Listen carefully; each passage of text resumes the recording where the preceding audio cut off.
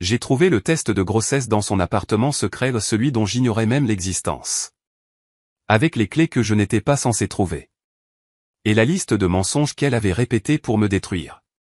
Elle a dit qu'on parlerait à son retour de voyage, mais je me suis juré que cette conversation n'aurait jamais lieu. Je m'appelle Levi Henderson. J'ai 41 ans, et je pensais avoir tout compris. Une boutique de commerce en ligne florissante vendant des bijoux, des bougies et des articles de décoration faits à la main, rapportant environ 450 000 $ par an. Une belle femme qui semblait aimer ce que nous avions construit ensemble. Une maison ordinaire à Portland avec un jardin où Nathalie passait des heures à travailler. Je pensais que nous étions solides. Apparemment, j'étais le seul à le penser. Ça a commencé petit à petit, des petites choses qui n'avaient pas vraiment de sens. Elle recevait des textos pendant le dîner, et tout son corps se tendait avant qu'elle ne retourne nonchalamment le téléphone face cachée. Elle a commencé à prendre des appels dans le garage, en disant que c'était des histoires de fournisseurs qui nécessitaient du calme. Elle a commencé à voyager davantage pour trouver des produits, alors que nous avions toujours fait ça ensemble. Quand je proposais de l'accompagner, elle me repoussait avec une excuse quelconque, en disant qu'elle avait besoin de temps seul pour réfléchir. Je ne suis pas fier de l'admettre, mais j'ai ignoré tous les signaux d'alarme. Je me suis dit qu'elle était stressée par l'expansion de l'entreprise que nous planifions. Je me suis convaincu qu'après 11 ans, nous nous étions simplement installés dans une routine confortable où chacun avait besoin de son propre espace. Je me suis trouvé des excuses parce que l'alternative était trop douloureuse à envisager. Puis est arrivé le voyage. Mardi dernier, Nathalie a annoncé qu'elle s'envolait pour Santa Fe pour un truc d'artisan de 4 jours. Elle a dit que c'était à la dernière minute, qu'un de ses contacts fournisseurs lui avait trouvé une place, et que ça aiderait vraiment à inspirer notre collection d'automne. Elle m'a embrassé à 4h30 de l'après-midi, m'a dit qu'elle m'aimait, et a dit qu'on parlerait à son retour de certaines choses qui la préoccupaient. On parlera à mon retour, a dit Nathalie, debout près de la porte avec son bagage à main. Je pense qu'on doit avoir une vraie conversation sur nous, sur où on va. Ces mots auraient dû me terrifier. Au lieu de ça, j'ai juste acquiescé comme un idiot et j'ai demandé si elle avait son chargeur de téléphone. Son vol était censé partir à 6h15 du soir. À 6h30, j'étais debout dans sa chambre, à fixer ce tiroir verrouillé. Je ne sais pas ce qui m'a poussé à regarder. Peut-être était-ce la façon dont elle avait hésité avant de partir, comme si elle voulait dire quelque chose d'autre mais s'était ravisée. Peut-être était-ce la culpabilité que j'avais vue traverser son visage quand je l'ai serré dans mes bras pour lui dire au revoir. J'ai trouvé la clé dans sa boîte à bijoux, cachée dans une pochette de velours que je lui avais offerte pour notre 10e anniversaire. Ma main tremblait quand j'ai déverrouillé le tiroir. À l'intérieur, j'ai trouvé une autre vie, une qui ne m'incluait pas. 2 jeux de clés attachés à un porte-clés sur lequel était inscrit Riverside Loft Uni 8B. Une carte de débit que je n'avais jamais vue auparavant, rattachée à un relevé de compte montrant des transactions dont j'ignorais tout. Des reçus de restaurants et de villes qu'elle n'avait jamais mentionné avoir visité. Et puis les papiers. Le premier document était intitulé « Choses à retenir ». Conversation finale. C'était l'écriture de Nathalie. Soignée et organisée, comme toujours. Dis-lui qu'il s'agit d'épanouissement personnel, pas de lui. Mentionne la retraite comme un tournant. Reste calme, compatissante, mais ferme. N'évoque pas Kyle sauf s'il le demande. Présente-le comme mutuel. Nous avons tous les deux changé. Prépare le bail de l'appartement pour montrer que je suis sérieuse. Kyle. Le nom m'a frappé comme un coup de poing. J'ai continué à lire, trouvant des courriels imprimés entre Nathalie et quelqu'un nommé Kyle Richard. Les messages remontaient à 18 mois. 18 mois de « j'ai hâte de te revoir. Et il ne me comprend pas comme toi. Et encore quelques mois, et on pourra arrêter de se cacher. Il y avait des photos imprimées et rangées dans une enveloppe craft. Nathalie et Kyle sur une plage que je ne reconnaissais pas, Nathalie et Kyle au restaurant. Nathalie et Kyle devant les Riverside Loft, sa tête sur son épaule, tous les deux souriant comme s'ils venaient de gagner au loto. Le dernier document était un accord de consultation avec un avocat spécialisé dans les divorces, daté d'il y a 3 semaines.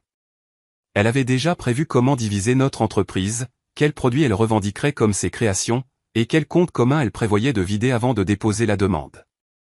Je me suis assis sur le bord de notre lit, tenant les preuves de la trahison de ma femme. Et quelque chose en moi a changé. Pas brisé, pas fracassé, juste changé, comme un interrupteur passant du chaud au froid. Elle avait dit qu'on parlerait à son retour. Elle avait tout prévu.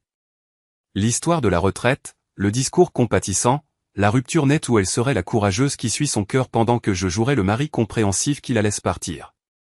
Mais alors que j'étais assis là, entouré des ruines de ce que je pensais être mon mariage, j'ai pris une décision. Elle voulait qu'on parle à son retour? Très bien. Sauf que cette conversation n'allait jamais avoir lieu. Pas de la façon dont elle l'avait prévu. Loin de là. L'adresse sur le porte-clés m'a mené à l'autre bout de Portland, près du fleuve. Riverside Loft était un de ces immeubles modernes avec des baies vitrées et un hall d'entrée qui en faisait trop pour avoir l'air chic. Je suis resté assis dans mon pick-up de l'autre côté de la rue pendant 10 minutes, à fixer l'entrée, les clés lourdes dans ma paume. L'appartement 8B était au 3e étage. J'ai pris l'ascenseur. Les battements de mon cœur résonnaient fort dans mes oreilles. Quand j'ai déverrouillé la porte et suis entré, j'ai eu l'impression de pénétrer dans la vie de quelqu'un d'autre, parce que c'était le cas. L'appartement était petit, mais joliment meublé. Un canapé gris que je n'avais jamais vu. Des coussins assortis aux rideaux que Nathalie avait sûrement choisis. Sur le comptoir de la cuisine, il y avait 2 mugs à café, un avec un grand K, l'autre avec un N, comme un cadeau de couple tordu. J'ai fait le tour lentement, en absorbant tout. La chambre m'a retourné l'estomac. Le peignoir de Nathalie était accroché derrière la porte, le même peignoir lavande qu'elle disait avoir perdu il y a des mois. Le placard était plein de vêtements d'hommes, des chemises à boutons chers, des jeans de marque, des chaussures en cuir qui coûtaient probablement plus cher que ma mensualité de pick-up. Sur la table de chevet, une photo encadrée que je n'avais jamais vue. Nathalie et Kyle sur un sentier de randonnée, souriant comme des imbéciles heureux. Des montagnes à l'arrière-plan. Elle avait l'air plus heureuse que je ne l'avais vue depuis des années. Ça m'a fait plus mal que je ne l'aurais cru. J'ai trouvé un tiroir rempli de papiers. Un contrat de location avec leurs 2 noms, daté d'il y a 9 mois. Des factures de services publics, partagées entre eux. Des reçus de restaurants où ils sortaient en amoureux, et dont je n'avais jamais entendu parler. Et puis, je l'ai vu. Un mot manuscrit sur du papier de luxe. Nat, le chapitre 14 m'a rappelé nous deux. Lis-le quand tu auras le temps. J'ai hâte d'être au week-end prochain. Ok. À côté, le livre. Un marque-page coincé au chapitre 14. Je ne l'ai pas ouvert. Je ne voulais pas savoir quelle partie de leur histoire ils étaient en train de romancer pendant que moi, j'étais à la maison, à croire en un mariage qui apparemment avait pris fin il y a des mois. J'ai sorti mon téléphone et j'ai commencé à prendre des photos. Chaque pièce, chaque reçu, chaque preuve que ma femme menait une double vie. Puis je suis parti, refermant la porte à clé comme si je n'étais jamais venu. De retour chez moi, j'ai ouvert mon ordinateur portable et j'ai créé un nouveau dossier. Je l'ai intitulé « Actifs commerciaux Henderson documentation complète ».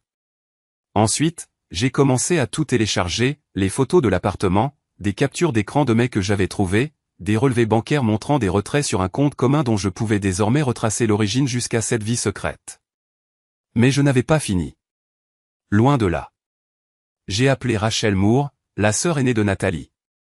Nous n'avions jamais été très proches. Rachel avait toujours semblé sceptique quant à notre mariage, comme si elle pouvait voir des fissures que j'étais trop aveugle pour remarquer. Maintenant, je comprenais pourquoi. Lévi, a répondu Rachel, surprise. Il était plus de 22 heures. Il faut que je te demande quelque chose, ai-je dit, en gardant une voix calme. Et il faut que tu sois honnête avec moi. Un long silence. Puis Rachel a soupiré, et j'ai su. Elle savait quelque chose. C'est Kyle, n'est-ce pas, a demandé Rachel doucement. Ces 3 mots ont confirmé tout. Depuis combien de temps le sais-tu, ai-je demandé, ma voix neutre. Rachel est restée silencieuse pendant un moment. Je pouvais entendre sa respiration à l'autre bout du fil, elle choisissait soigneusement ses mots.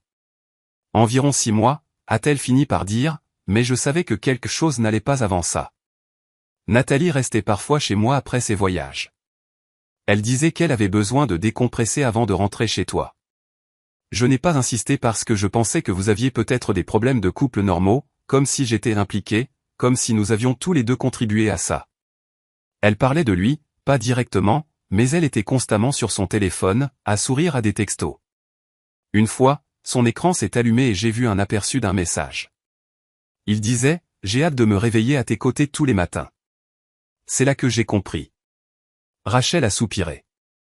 Lévi, je suis désolé. Je le suis vraiment, mais c'est ma sœur. J'ai pensé que c'était peut-être juste une phase, qu'elle reviendrait à la raison. Et honnêtement, j'avais peur que si je te le disais et que je me trompais, ça détruirait ton mariage pour rien. Eh bien, c'est détruit de toute façon, ai-je dit. Elle planifie ça depuis des mois, peut-être plus. J'ai parlé à Rachel de l'appartement, de l'avocat spécialisé dans les divorces, des notes détaillées sur la façon de m'annoncer la nouvelle, comme si j'étais un enfant qui avait besoin d'être manipulé avec précaution. Rachel a écouté sans m'interrompre, et quand j'ai eu fini, elle est restée silencieuse pendant un long moment. « Qu'est-ce que tu vas faire ?» a demandé Rachel doucement.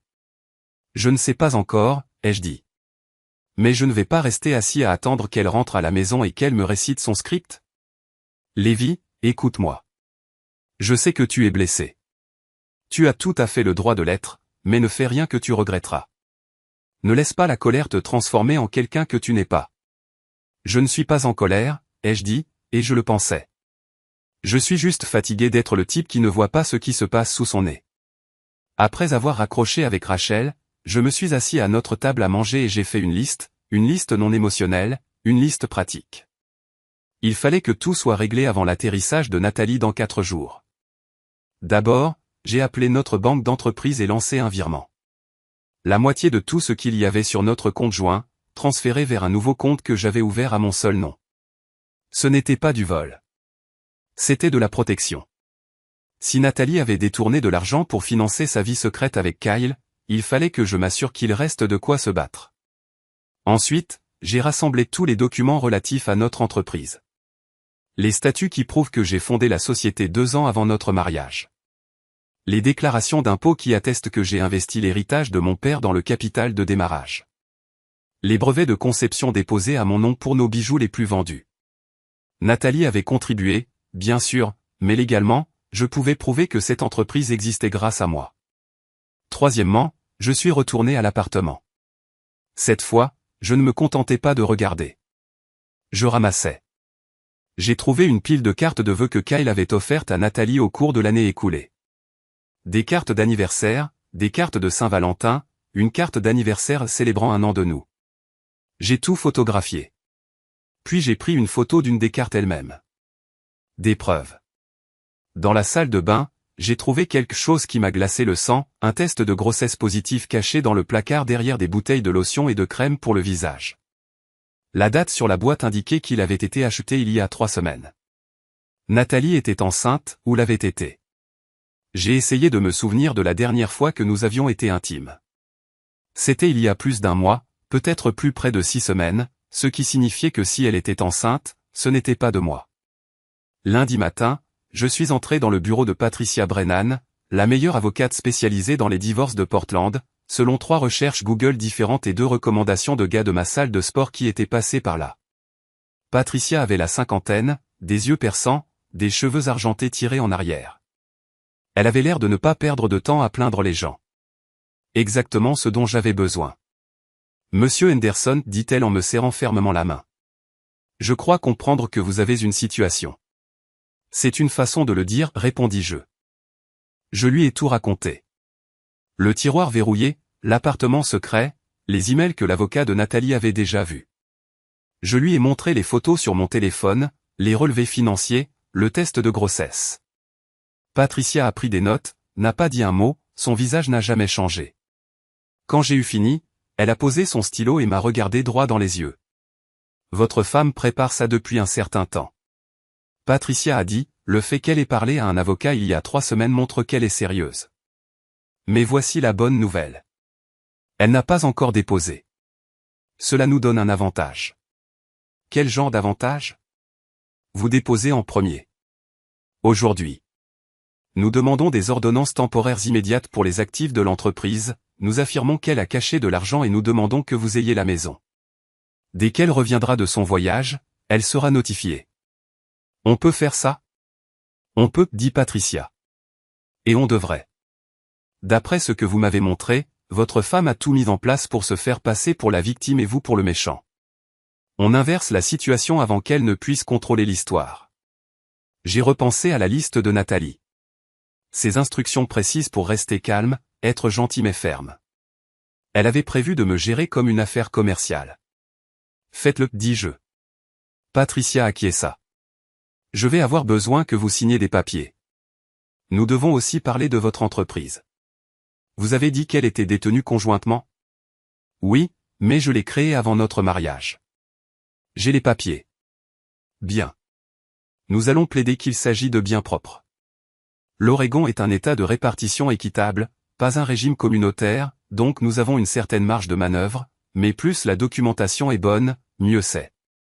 Nous avons passé les 2 heures suivantes à passer en revue des trucs. J'ai signé des formulaires, je lui ai donné des relevés bancaires, j'ai remis des copies de tout ce que j'avais trouvé. Quand j'ai quitté le bureau de Patricia, les papiers du divorce étaient en cours de rédaction et seraient déposés à la fin de la journée. Nathalie pensait avoir 4 jours pour profiter de son escapade romantique avant de rentrer chez elle pour prononcer son discours répété. Elle n'avait aucune idée que, mercredi matin, elle se ferait signifier les papiers du divorce à son hôtel de Santa Fe. Je suis rentré chez moi et j'ai commencé à faire mes valises. Pas ses affaires, les miennes. Patricia m'avait dit de rester dans la maison pour le moment pour en garder la possession, mais je ne pouvais pas supporter l'idée de dormir dans ce lit une nuit de plus. Au lieu de cela, j'ai loué un appartement de courte durée à l'autre bout de la ville. Petit, meublé, rien de spécial. Alors que je chargeais des cartons dans mon pick-up, mon téléphone a vibré. Un texto de Nathalie. Salut chérie, je suis bien arrivé à Santa Fe. Le temps est magnifique. Tu me manques déjà. J'ai regardé le message pendant un long moment, puis je l'ai supprimé sans répondre. Elle allait bien vite découvrir que je n'étais plus le même type qu'elle avait laissé derrière elle. Mercredi matin, je me suis réveillé dans mon appartement temporaire avec une avalanche d'appels manqués de Nathalie. 12 appels entre 6h et 7h30. Pas de messages vocaux, juste des appels en rafale, chacun plus désespéré que le précédent. Je savais ce qui s'était passé. L'huissier de justice l'avait trouvé. Mon téléphone a vibré à nouveau. Cette fois, c'était un SMS. Lévi, c'est quoi ça? Pourquoi tu fais ça? Il faut qu'on parle. Rappelle-moi, s'il te plaît. J'ai reposé le téléphone et me suis servi un café. Quelle panique. Qu'elle ressente ce que ça fait quand ton monde entier bascule sans prévenir. Patricia m'avait prévenu que ça arriverait. Elle avait dit que Nathalie essaierait de contrôler l'histoire. Qu'elle voudrait avoir cette conversation selon ses propres règles, là où elle pourrait gérer mes émotions et diriger le dénouement. Mais cette option avait disparu dès l'instant où elle était montée dans un avion pour passer 4 jours avec Kyle. Mon téléphone a sonné de nouveau. Cette fois, j'ai répondu. Lévi, Dieu merci, a dit Nathalie, la voix tremblante. Qu'est-ce qui se passe? Un homme vient de débarquer à mon hôtel et m'a remis des papiers de divorce. C'est pas possible. C'est bien réel, ai-je répondu calmement. Mais on devait en parler quand je serais rentré. On devait régler ça à l'amiable, comme des adultes. Non, Nathalie, astérisque toi astérisque tu devais en parler. Tu allais me lire un scénario que tu avais écrit avec ton avocat sur l'épanouissement personnel et le changement mutuel. Mais j'ai trouvé tes notes. Je sais exactement ce que tu avais prévu. Silence. Puis sa voix a changé, est devenue plus dure. Tu as fouillé dans mes affaires. J'ai trouvé ton tiroir verrouillé. Celui avec les clés d'un appartement dont j'ignorais l'existence. Celui où ta stratégie de divorce était minutieusement élaborée. Lévi, tu ne comprends pas. Je comprends parfaitement, les jeux interrompus. Tu planifies ça depuis des mois. Tu as parlé à un avocat il y a 3 semaines. Tu vis dans un appartement secret avec Kyle Richard depuis 9 mois. Ne m'insulte pas en faisant semblant que c'est soudain. Nouveau silence. Quand elle a repris la parole, sa voix était calculatrice. Si tu avais juste attendu, on aurait pu gérer ça civilement. Maintenant, tu as tout compliqué. C'est moi qui ai compliqué les choses? Tu es enceinte de l'enfant d'un autre, Nathalie. Je l'ai entendu reprendre son souffle. Comment tu? J'ai trouvé un test dans l'appartement. Ton appartement avec Kyle. Alors dis-moi, tu comptais faire passer ce bébé pour le mien, ou tu allais lâcher cette bombe pendant ton discours plein de compassion? Ce n'est pas ce que tu crois, a-t-elle dit doucement. Ce n'est jamais ce que je crois. Mais voici ce que je sais. J'ai déposé les papiers en premier. J'ai la preuve de ta liaison. J'ai la preuve que tu comptais réclamer la majeure partie de notre entreprise alors que tu sais que je l'ai lancée avant notre mariage. J'ai tout, Nathalie. Alors, quelle que soit l'histoire que tu avais prévu de raconter, il est trop tard. Tu fais une erreur, a-t-elle dit, sa voix glaciale maintenant. Tu crois que tu es malin, mais tu ne fais que rendre les choses plus difficiles pour toi. On verra bien. Profite bien de la fin de ton voyage avec Kyle. J'ai raccroché avant qu'elle ne puisse dire quoi que ce soit. Je n'avais pas seulement déposé des papiers, loin de là. J'avais installé un logiciel espion sur l'ordinateur portable de notre entreprise avant que Nathalie ne parte. Celui qu'elle emmenait toujours en voyage. Je pouvais voir tout ce qu'elle tapait, chaque email, chaque site web. Pendant les 3 derniers jours, je l'avais regardé envoyer 23 emails à Kyle. Je l'avais vu chercher sur Google comment contester une demande de divorce surprise en Oregon. Je l'avais regardé écrire et effacer 4 messages différents à nos partenaires commerciaux, essayant de trouver comment arranger les choses. Elle paniquait. Bien. Puis mon téléphone a vibré. Nouveau message. Numéro inconnu. Il disait, ici Kyle. Il faut qu'on parle. Ce que tu fais à Nathalie est mal. Laisse tomber. J'ai fixé le message, puis j'ai tapé, dis-moi, Kyle, ta femme sait où tu passes tes week-ends? 3 points sont apparus, puis ont disparu. Rien. Le jeudi après-midi, la nouvelle s'était répandue. La scène artisanale de Portland est petite, les rumeurs vont vite. Nathalie et moi avions participé à des foires artisanales et des marchés pendant des années. Les gens nous connaissaient comme le couple qui avait construit quelque chose ensemble. Maintenant, ils découvraient la vérité. Ashley Bennett, la meilleure amie de Nathalie et une associée, a appelé jeudi soir. Ashley dirigeait une entreprise de bougies et connaissait Nathalie depuis l'université. Lévi, qu'est-ce qui se passe? A demandé Ashley. Nathalie m'a appelé en pleurant, elle a dit que tu l'avais prise par surprise avec des papiers de divorce. Ça ne te ressemble pas. Est-ce qu'elle t'a parlé de Kyle? Ai-je demandé. Ashley s'est tue. Elle a mentionné qu'elle voyait quelqu'un. Elle a dit que vous vous étiez éloignés et qu'elle avait rencontré quelqu'un qui la comprenait mieux. Elle t'a dit ça? Ouais. Il y a environ 2 mois. Elle a dit que vous alliez vous séparer à l'amiable, que vous vouliez tous les deux des choses différentes. Ashley, elle a une liaison depuis plus d'1 an. Elle a un appartement secret avec ce type. Elle est enceinte de son enfant, et elle avait tout un plan écrit sur la façon de divorcer de moi et de prendre la plus grande partie de notre entreprise. Il n'y avait rien d'amical là-dedans. J'ai entendu Ashley halter. Elle est enceinte? L'était. Je ne sais pas si elle l'est encore, mais elle a fait un test de grossesse il y a 3 semaines dans l'appartement qu'elle partage avec Kyle. Oh mon Dieu, a murmuré Ashley. Lévi, je n'en avais aucune idée. Elle a fait comme si vous étiez tous les deux d'accord pour ça. Comme si c'était mutuel. Ce n'était pas mutuel. C'était calculé. Et elle comptait me faire passer pour le méchant pendant qu'elle s'évanouissait dans le soleil couchant avec son plan de secours. Ashley resta silencieuse un long moment. Qu'est-ce que tu vas faire? Je vais protéger ce qui est à moi. L'entreprise, ma réputation, ma santé mentale. C'est tout ce que je peux faire. Après avoir raccroché avec Ashley, j'ai rouvert le logiciel de suivi. Nathalie avait écourté son voyage. Elle avait réservé un vol pour rentrer demain matin au lieu de dimanche, et elle envoyait des emails de plus en plus paniqués à Kyle.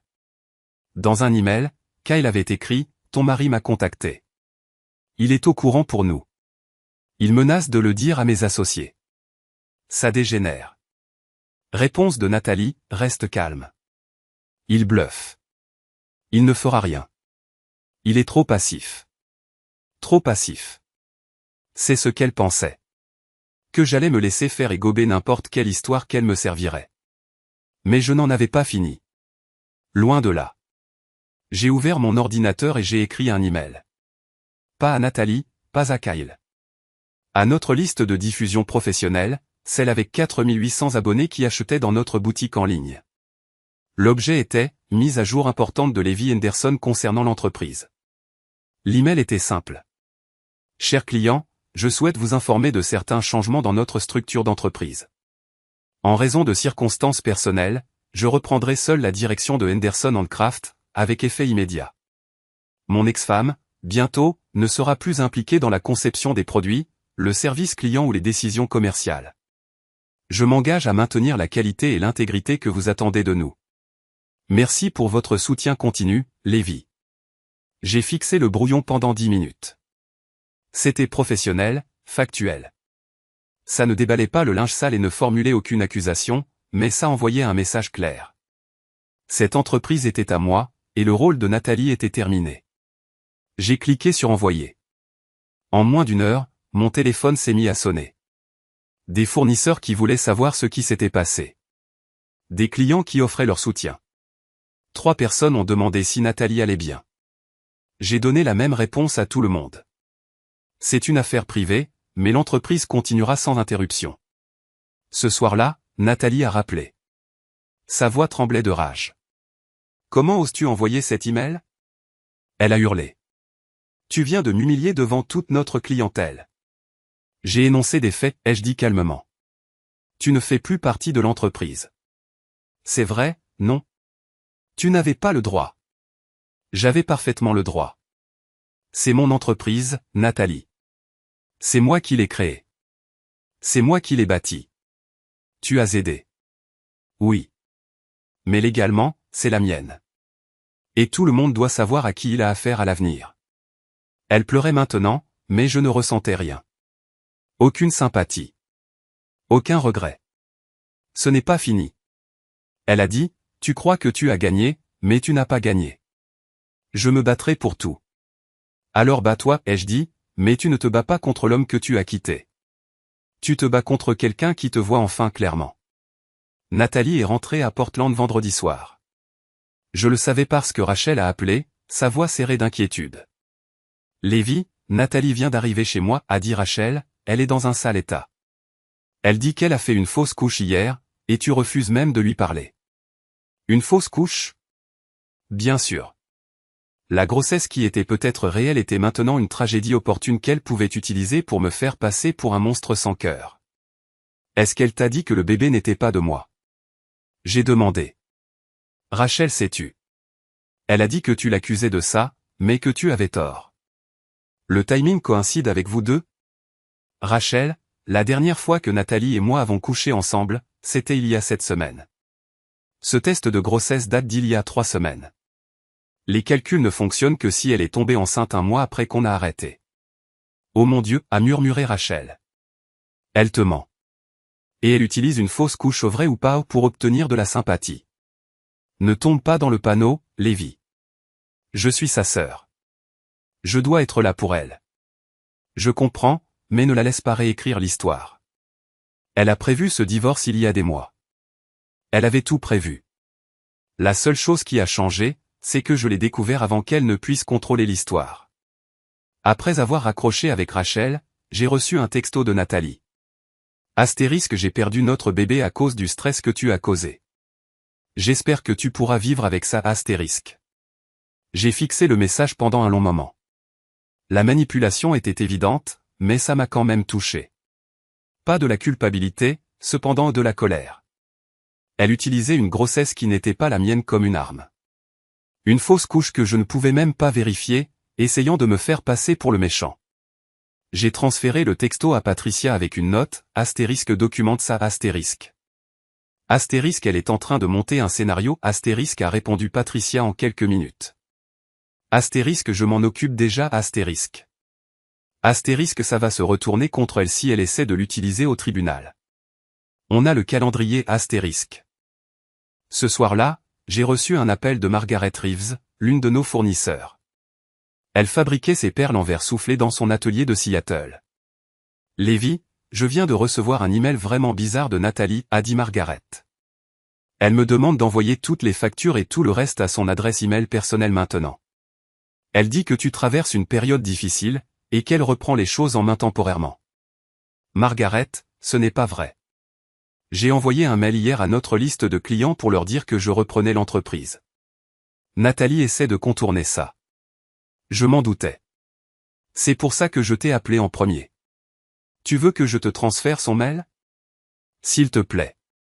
Et Margaret, à partir de maintenant, tout ce qui concerne l'entreprise passe par moi. Nathalie ne peut plus prendre de décision d'achat ni représenter la société. Bien compris, Lévi. Je suis désolé que tu doives gérer ça. Après que Margaret m'a transféré le mail, j'ai compris ce que Nathalie manigançait. Elle avait envoyé des messages similaires à au moins 8 de nos principaux fournisseurs, essayant de les convaincre de travailler directement avec elle. Elle tentait de monter sa propre affaire, en me coupant de ma propre entreprise.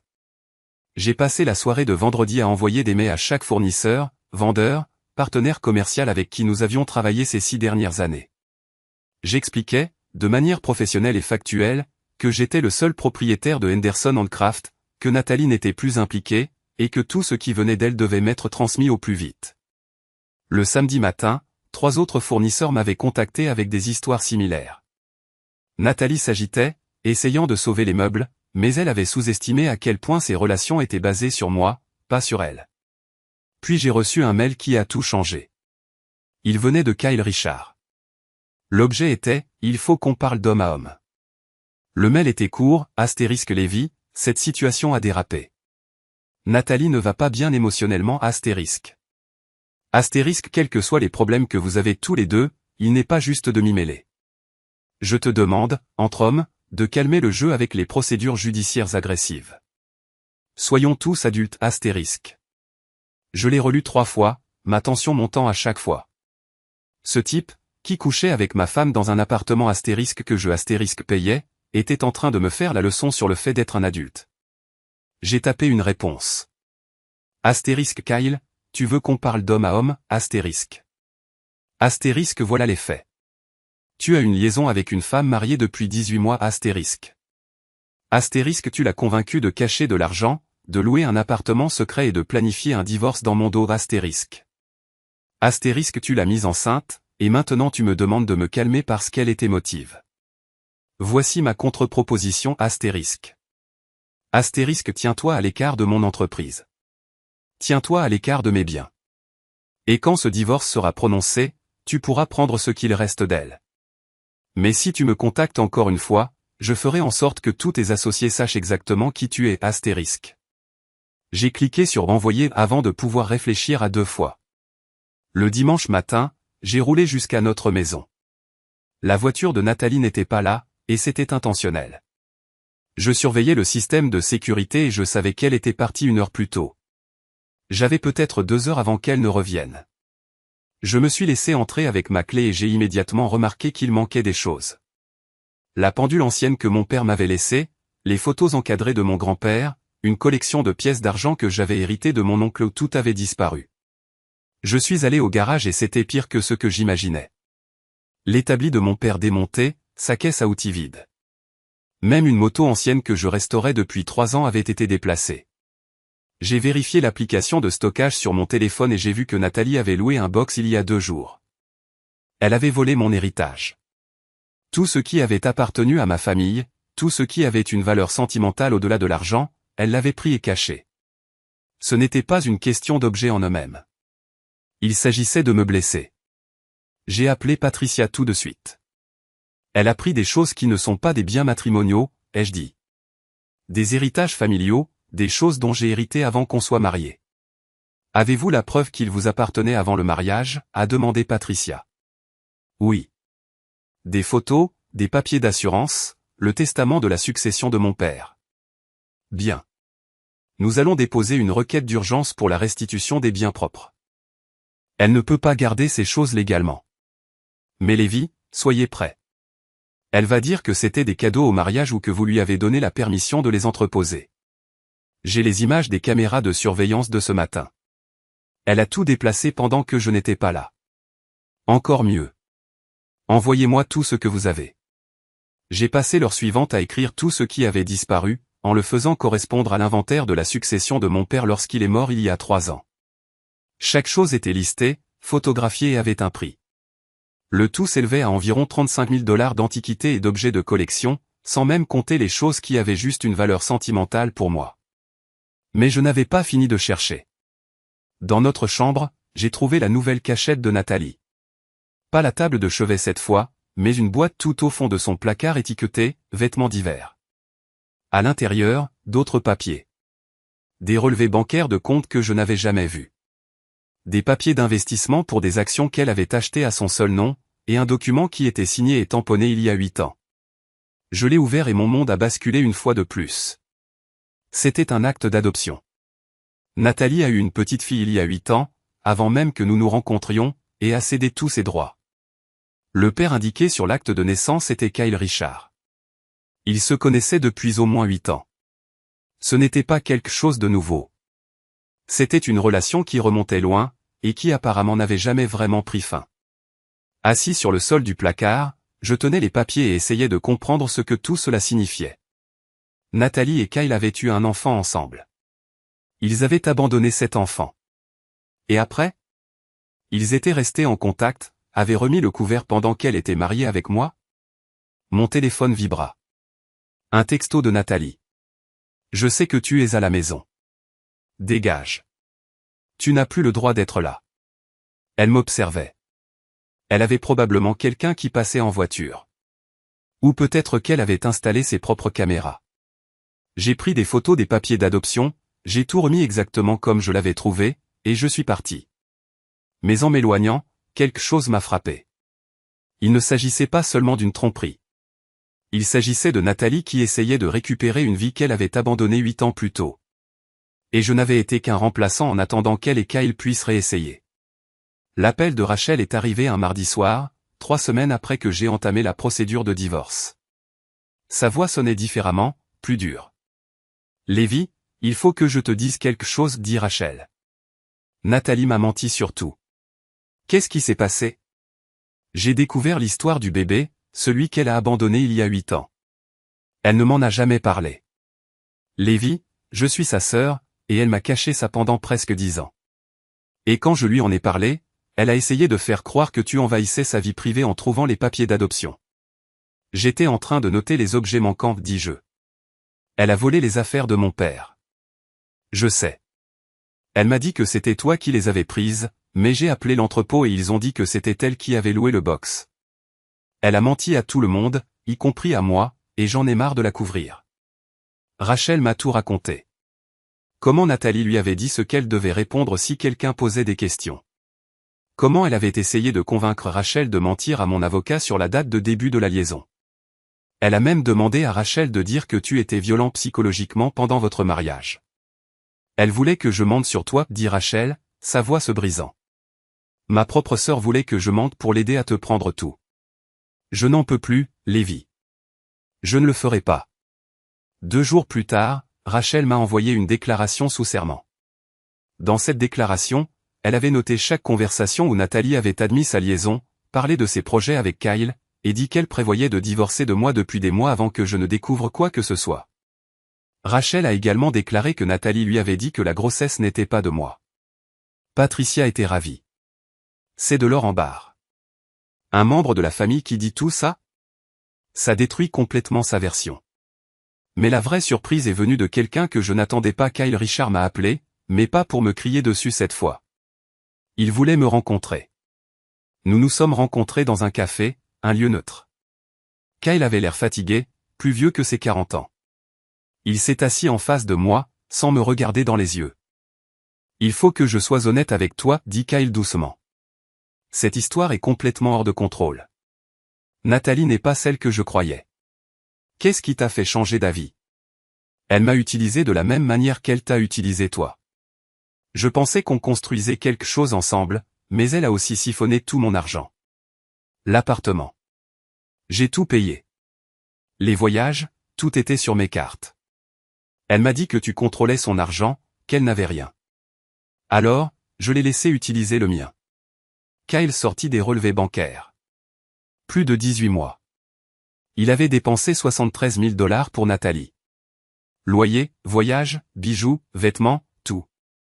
La semaine dernière, j'ai découvert qu'elle avait ouvert des cartes de crédit à mon nom, dit Kyle. Elle a falsifié ma signature sur les demandes et a dépensé 40 000 $ pour acheter on ne sait quoi.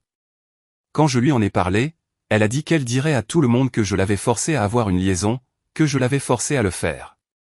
Alors, pourquoi tu me racontes tout ça? Parce que j'en ai marre. Et parce que tu mérites de savoir qu'elle prépare quelque chose de pire. Elle m'a dit qu'elle allait dire que tu étais violent, que tu la menaçais. Elle invente toute une histoire pour te détruire au tribunal. Kyle me tendit une clé USB. Il y a des enregistrements, des conversations où elle a admis la liaison, parlé de ses plans, ri de la façon dont elle avait réussi à nous berner tous les deux. J'ai tout enregistré après avoir découvert les cartes de crédit. Je te le donne parce que je veux que ça s'arrête. J'ai pris la clé USB, en regardant le visage de Kyle. Il ne faisait pas ça parce qu'il se sentait mal ou parce que c'était la bonne chose à faire. Il le faisait pour se sauver lui-même, mais ses raisons n'avaient pas d'importance. Ce qui importait, c'était la preuve. Encore une chose, dit Kyle, la fausse couche, c'était vrai, mais le bébé était de moi. Elle le savait. Le timing ne collait pas avec toi, et elle savait que tu t'en rendrais compte. C'est pour ça qu'elle voulait dire que c'était toi qui l'avais provoqué à cause du stress. Après le départ de Kyle, je me suis assis dans mon camion et j'ai écouté les enregistrements. La voix de Nathalie, claire et froide, parlant de la façon d'obtenir le plus d'argent, de la façon de me faire passer pour un fou, de la façon d'utiliser la fausse couche à son avantage. Chaque mot était comme un coup de poing dans le ventre. Je suis allé directement au bureau de Patricia et je lui ai tout donné. Le divorce a pris 4 mois à finaliser. Grâce à l'attestation de Rachel, aux enregistrements de Kyle et à toutes les preuves que j'avais déterrées, l'avocat de Nathalie lui a conseillé de trouver un accord. Elle n'a pas touché un centime de l'entreprise. Le tribunal a statué que Henderson Handcraft m'appartenait exclusivement, puisque je l'avais créé avant notre mariage, avec mon propre argent. Nathalie a obtenu un petit dédommagement pour ses créations, peut-être $30 000, qui ont à peine couvert ses frais d'avocat. La maison a été vendue, et on s'est partagé l'argent. Elle a dû rendre tout ce qu'elle avait volé à la succession de mon père. Le tribunal l'a également obligée à rembourser les $15 000 qu'elle avait prélevés sur notre compte joint sans me demander. Kyle n'a été accusé de rien pour l'adultère, mais il a été ruiné quand l'histoire de la fraude à la carte de crédit a éclaté. La dernière fois que j'en ai entendu parler, il avait déposé le bilan et était retourné vivre chez ses parents dans l'Idaho. Nathalie a disparu de Portland. Rachel disait qu'elle avait déménagé à Phoenix, mais elles ne se parlaient presque plus. Les mensonges de Nathalie avaient définitivement brisé leur relation. 8 mois après avoir demandé le divorce, je me tenais dans mon nouvel atelier, un entrepôt dans le sud-est de Portland. L'enseigne au-dessus de la porte indiquait Henderson Artisan Good, fondée en 2018. J'avais refondé l'image de marque, recentré mes activités et tout reconstruit. Ma clientèle avait augmenté de 30%. Apparemment, les gens aimaient la vraie histoire, celle de quelqu'un qui avait survécu à la trahison et qui en était ressorti plus fort. Je n'ai pas fait de publicité sur mon divorce, mais le bouche-à-oreille a fait son chemin dans le milieu artisanal. Les gens admiraient le fait que j'ai géré ça avec classe. J'avais recommencé à fréquenter des femmes. Rien de sérieux, cependant. Cette femme, Claire, qui possédait un atelier de poterie, m'avait invité à prendre un café à plusieurs reprises. Elle était sympa, directe, ne jouait pas de jeu. On prenait notre temps, et c'était bien comme ça. Un après-midi, j'ai reçu une lettre de Nathalie. Elle avait été réexpédiée depuis mon ancienne adresse, et portait le cachet de la poste d'Arizona. J'ai failli la jeter sans l'ouvrir, mais la curiosité a été la plus forte. La lettre contenait 2 pages d'excuses. Combien elle se sentait piégée dans notre mariage. Comment Kyle lui avait promis une vie meilleure. Comment elle avait merdé mais pensait que j'avais surréagi. Elle terminait par « J'espère qu'un jour tu pourras me pardonner d'avoir suivi mon cœur ». Je l'ai lu une fois, puis je l'ai déchiqueté dans mon bureau. Nathalie voulait le pardon. Elle pouvait toujours courir. Ce qu'elle avait fait n'était pas une question de suivre son cœur. C'était une question de mensonge, d'utiliser les gens et d'être avide. Elle a essayé de me détruire pour construire sa nouvelle vie. Et quand ça n'a pas marché, elle voulait que je la dédouane. Mais je ne portais plus sa culpabilité. Je ne portais plus rien d'elle. J'avais mon entreprise. J'avais ma tranquillité d'esprit. J'avais une vie qui était entièrement la mienne, construite sur l'honnêteté et le travail acharné. C'était suffisant. Certains soirs, quand l'atelier était silencieux et que la pluie de Portland tambourinait sur les fenêtres, je pensais au type que j'étais quand Nathalie est partie pour ce voyage à Santa Fe. Le type qui croyait tous les mensonges, qui excusait les signaux d'alerte, qui avait trop peur d'une dispute pour poser les questions qui fâchent. Ce type-là avait disparu. Maintenant, j'étais quelqu'un de plus fort, quelqu'un qui connaissait sa valeur, Quelqu'un qui avait appris qu'être silencieux n'était pas être faible et que s'éloigner n'était pas abandonner. Nathalie a dit qu'on en reparlerait à son retour. Elle avait prévu toute la conversation, chaque mot, chaque réaction. Mais cette conversation n'a jamais eu lieu. Pas comme elle l'avait imaginé. Et c'était exactement comme ça que ça devait être.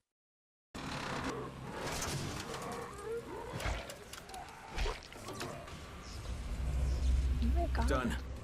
Awesome. Now find the control panel at the base of the mast and turn it on. This thing. We didn't even have to go up. Nope. Amplifier.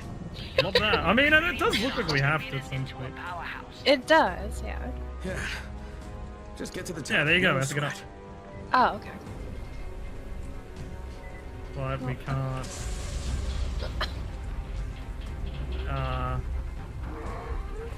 Is there something new we can climb up now?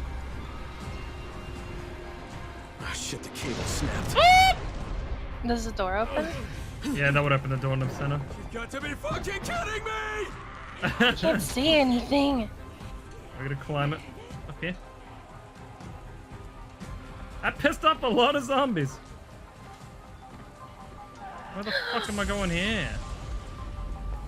Oh, okay. I didn't mean to do that. I didn't mean to do that. Cool. I was trying to heal myself. I don't know why it does that. Making my way up.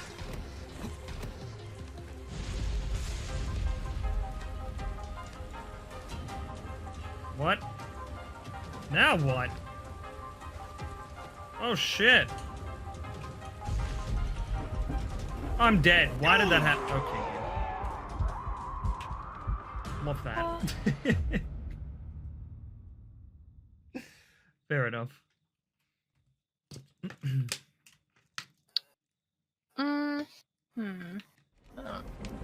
Oh, hi. Oh, look at that. It put me up here. Nice.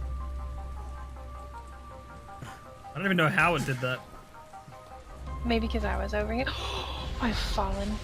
Oh my god. Okay, I'm fine.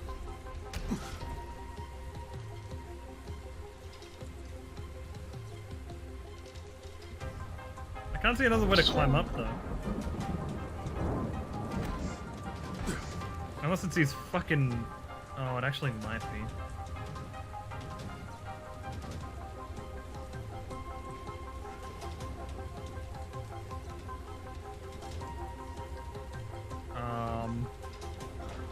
Where are you? Oh. Under you. I just...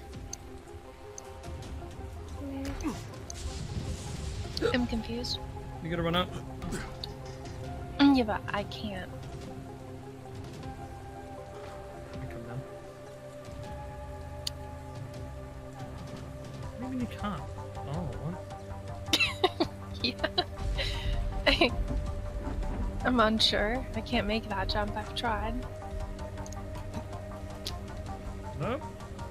I Doesn't just seem don't like know what else I'm meant to do. This.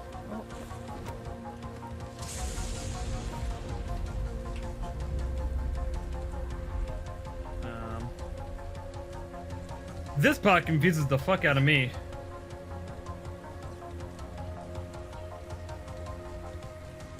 Which part? This part. I think I gotta climb this. Yeah, on this thing.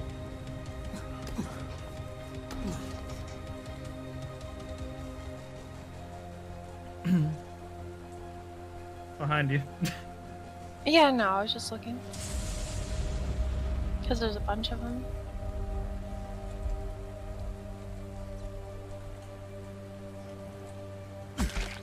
Okay. Oh, fuck.